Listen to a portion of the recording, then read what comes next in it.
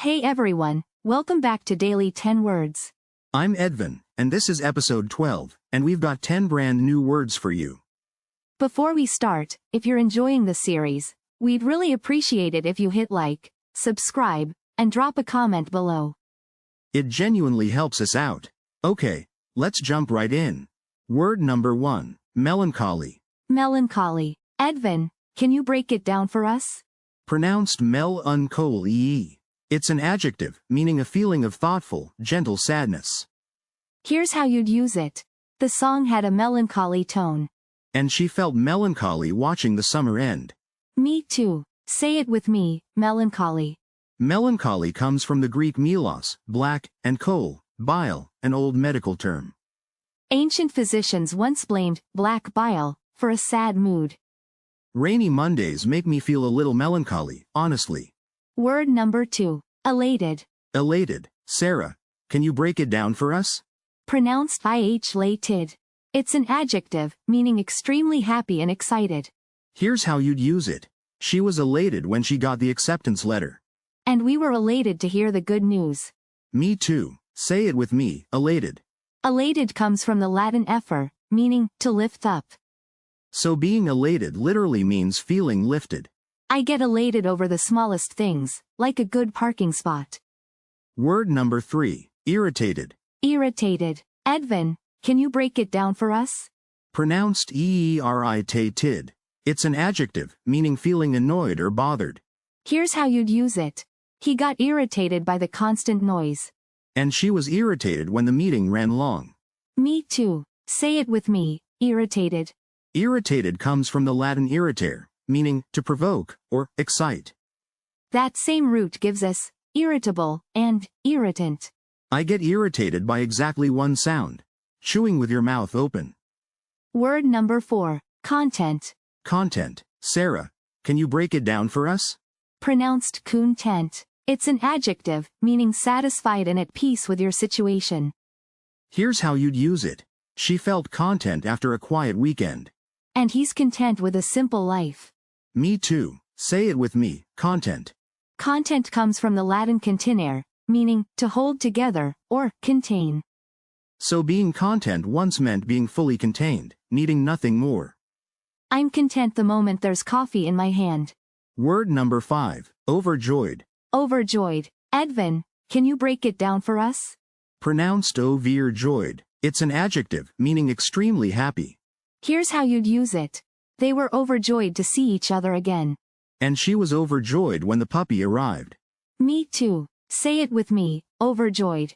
Overjoyed comes from a compound of over and joyed, literally, filled beyond with joy. So it's joy taken past its normal limit. I was overjoyed to find leftover pizza in the fridge this morning. Word number 6, devastated. Devastated. Serah, can you break it down for us? Pronounced devastated. It's an adjective, meaning extremely upset or shocked. Here's how you'd use it. She was devastated by the news. And he felt devastated after losing the match. Me too. Say it with me, devastated. Devastated comes from the Latin devastare, meaning to lay waste. So originally it described total destruction, not just sadness. I was devastated when they discontinued my favorite snack. Word number 7, relieved. Relieved. Edvin, can you break it down for us? Pronounced relieved. It's an adjective, meaning no longer feeling worried because a problem has ended. Here's how you'd use it. I was relieved when the test results came back fine. And she felt relieved after finishing the presentation. Me too. Say it with me, relieved. Relieved comes from the Latin relevare, meaning to lift up again. That same root gives us relief and elevate. I felt relieved the second I remembered where I put my keys. Word number 8, apprehensive. Apprehensive. Serah, can you break it down for us?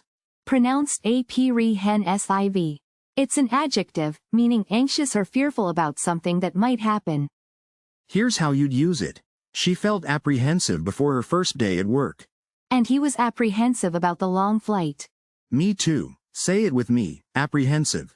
Apprehensive comes from the Latin apprehendere, meaning to grasp or seize. So originally it meant your mind was gripping onto a worry. I'm apprehensive about any email titled, Quick Question. Word number 9. Sentimental. Sentimental. Edvin, can you break it down for us?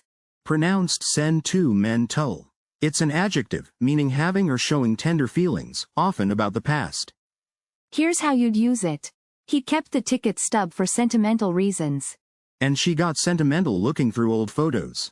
Me too. Say it with me, sentimental. Sentimental comes from the Latin sentire, meaning to feel.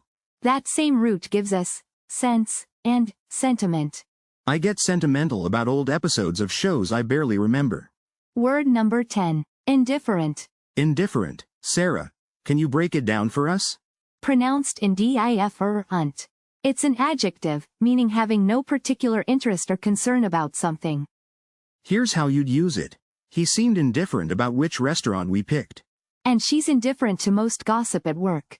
Me too. Say it with me, indifferent. Indifferent comes from the Latin indifferens, meaning not differing, or making no difference. So being indifferent literally means it makes no difference to you. I'm indifferent about most things until it involves my snacks. Alright, quiz time, let's see how much you remember.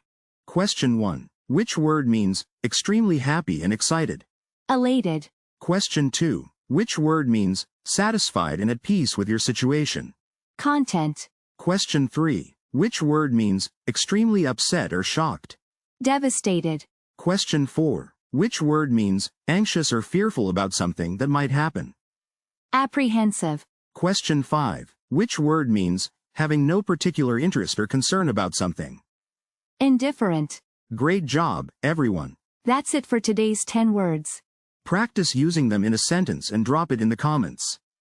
See you next time for episode 13 of Daily 10 Words. Bye everyone.